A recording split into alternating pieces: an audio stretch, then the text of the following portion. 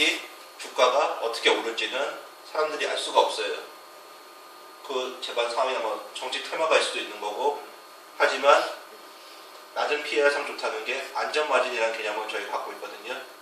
이거보다 더 싸면은 사람들이 인수해서 그 기업을 먹어버리는 게 더 합리적이기 때문에 이 가격 이하로 떨어지기 어렵다. 그러니까 안전마진이라는 개념을 깔고 있기 때문에 투자해서 수익이 나는 거죠. 손실은 적게 보고 수익은 많이 나고. 그게 이제 저희가 추구하는 거고요. 안전마진은 항상 높은 PER 사도 주가가 오를 수 있는데 낮은 PER 주식을 사는 거는 예상이 틀리거든요, 보통.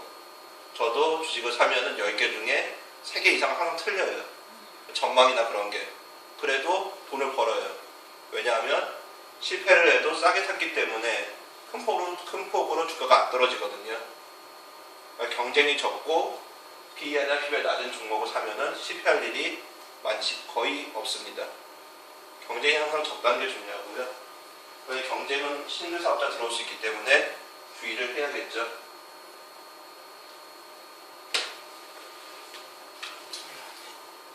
뭐 우르르 하더라도 조용해서. 아니야. 사실은 큰 가치 평가라는 게 그거네. 이건 이제 세 가치 가지. 평가의 예시인데요. 이건 이제 가장 기본적인 가치 평가인데, 기본적 가치 평가는 과거 대비 싸게 거래되고 있나 보는 거죠. 싸게 거래되고 있다는 걸 비교를 해야 되잖아요. 현재를 비교한다면은 같은 업종 대비 싼가 비싼 걸 볼 수 있을 테고요. 지금 이 시점이 싼가를 보려면은 과거보다 싸게 거래되고 있나 보면 되겠죠. 5년을 보는 거죠. 예. 5년 대비 싸게 거래되고 있다고 하면은 그 주식을 사는 겁니다. 근데 5년이라 해도 뭐 IMF가 온 5년이 있을 테고 금융기가 온 5년이 있을 테고 호황기가 온 5년이 있었을 테니까 그렇죠. 그걸 어떻게 기준을 하고 난 얘기 이렇게 현재 5년은 현대에서 앞으로 5년을 내다봐. 확실히 현대에서 선생님 앞으로. 당대에 만들어야지. 과거 5년 대비 싸게 거래되고 있다면은 그 주식을 매수를 하는 거죠. 다만 이게 성립하려면은 수익이 꾸준하게 나는 기업이어야 돼요. 꾸준하게 나는 경쟁이 없어야 되고, 이제 한국에서 이제 보통 손실을 이제 많이 입는 게 주식이 이제 꾸준히 수익이 나는 스노우볼, 눈 굴리기 형태 주식이 있고요. 그에 반해 이제 경기 변동형 사이클 주식이 있어요. 사이클 주식들은 이제 보통 손해를 보게 되는데, 왜냐하면 이 사이클 주식들이 한국의 대기업들이에요.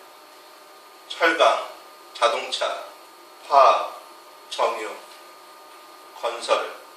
이 기업들은 이제 공통점이 경기를 타요.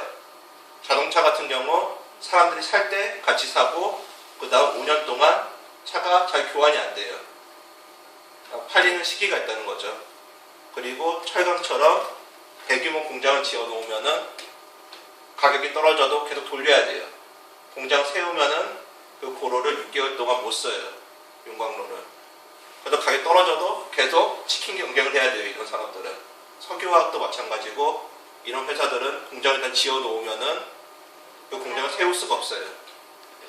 그리고 만약 가격이 올라가도 그 공장을 한 번에 세울 수가 없어요. 다른 것 같은 가격이 오르면 생산량 확 늘릴 수가 있거든요. 이런 대형 산업들은 생산량을 늘릴 수가 없기 때문에 돈을 벌 때 엄청나게 벌어요. 이 산업들은 실제 수익은 오르락 내리락 하는 경기 변동형 사업인데, 사람들이 이거 우량주라 생각하고 그걸 사가지고 장기 보유를 하면은 큰 손해를 보는 거죠. 실제로 그렇게 경기를 타는 산업들은 장기 보유하면 안 돼요. 그럼 옛날에 말한 국민주 같은 포철이나 이런 거 같은 한전이나 이런 거 그쵸. 오래 갖고 있으면 좋은 게 아니라는 뜻이네. 예, 포스코도 예전에 이제 경쟁이 없었어요. 사실 포스코는 경기 변동이지만 현대제철이 들어오고 이제 가격 경쟁이 일어나니까 고전을 하고 있죠. 그러면 계속 철강력이 왔다 갔다 할 때면 주가도 오르락 내리락 할 거예요. 그럼 결국 사이클 타는 게 더 아니, 힘든 거죠. 경제적으로 이론적으로는 저렇게 해도 예. 치고 빠지기 잘하면 주식은 또 많이 이익을 남길 수도 있는 거예요. 그렇죠. 원래 10번 던져서 10번 맞출 수 있으면은 굳이 이런 게 필요가 없죠. 그거를 못하기 때문에 안전마진이 필요한 거죠. 틀리기 때문에. 주식은 대부분 안전마진 보고 들어가는 사람이 많지 근데 않아요. 주변에 있어요. 그런 사람들이 10번 던져서 10번 맞추는 사람 있어요. 없는 게 아니라. 그런 사람들은 뭔 주식을 골라도 PE PER이 1000인 주식을 골라도 성공해요. 근데 그런 사람들이 많지가 않아요. 극소수예요. 그리고 그런 사람들도 자기가 하다가 다른 사람에게 추천하는 순간부터 망가지는 경우가 많아요. 그래서 우리가 이제 이렇게 안전마진을 봐서 낮은 PER, 낮은 PBR, 현재 수익과 자산 대비 낮은 기업을 매수를 하는 거죠. 그럼 조그마한 돈을 아까 이론적으로 강의한 거를 기준으로 해서 한번 투자해볼 만은 하겠네. 그렇죠. 지금 강의 들은 거의 세 가지 수치를 보고서 오뚜기 같은 경우는 주당 순이익이 꾸준히 증가하고 과거보다 낮게 평가되고 있는 것. 이익이 꾸준히 증가하는 기업은 주가가 크게 떨어지지가 않아요.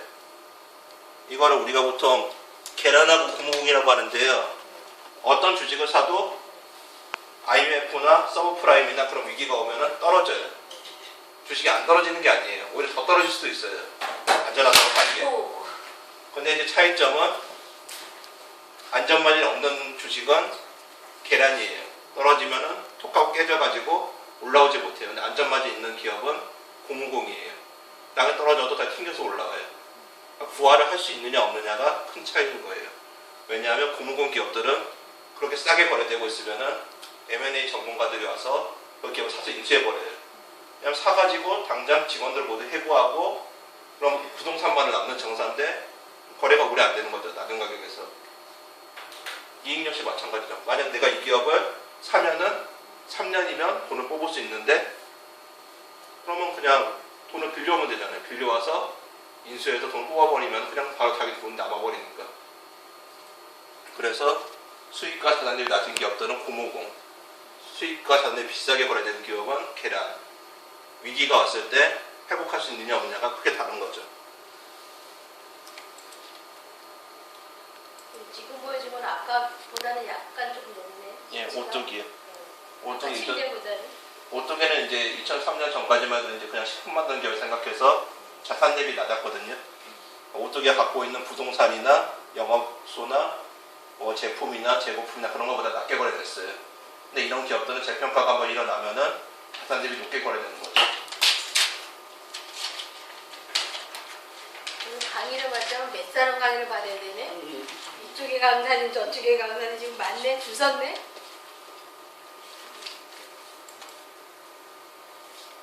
아까 아로이가 뭐라 그랬지? 또 이제 바로 이제 자기자본 이익률인데요. 그 기업의 금리라고 생각하시면 돼요. 그 기업이 돈을 얼마나 뽑아내고 있는가, 퍼센트. 또 PER, PBR, ROE만 보셔도 대부분이 해결되거든요. 95% 정도가. 엄마도 하나 확실히 PER이 이제 고피하는 경우가 있는데 일시적인 손실이 날 수가 있어요, 기업이. 일시적인 손실은 뭐 외환 손실이라던가 뭐 제품이 뭐 잘못해서 다 리콜을 했다던가 그런 게 일시적 손실이 날 수 있거든요. 오리온 같은 경우는 2008년도에 외환 손실이 났어요. 그때 달러가 급등할 때 외환 손실이 나서 적자가 주당 7,900원 어마어마한 적자가 났거든요. 근데 그 실적이 빠지기 전까지는 PER이 높게 나오는 거죠. 근데 그 손실은 반복이 안 되는 거니까 실제로 초코파이가 파는 데는 아무런 상관이 없는 손실이고 외환 손실이 일시적이니까 그런 게 이제 회복이 되면은 오히려 다음 분기 PER이 14로 다시 낮아지는 거죠. 이렇게 일시적 손실이 난 기업이 그 기업이 현재 돈을 버는 거랑 상관이 없을 때 그럴 때가 매수 기회 가능성이 상당히 높아요. 보시면 주가가 26만 원일 때보다 오히려 주가 39만 원 올랐는데 PER은 낮아지죠. 일시적 손실 때문에 사람들이 못 봤던 거죠. 일시적 손실 빠져나가면서 제대로 된 지표가 된 거고. 이제 오리온이 그 다음에 70만 원대까지 이제 상승을 하는데 그건 나중에 이야기죠. 이런 거 보면 이제 저기 오른쪽 위 차트가 이제 영업이익과 순이익이거든요.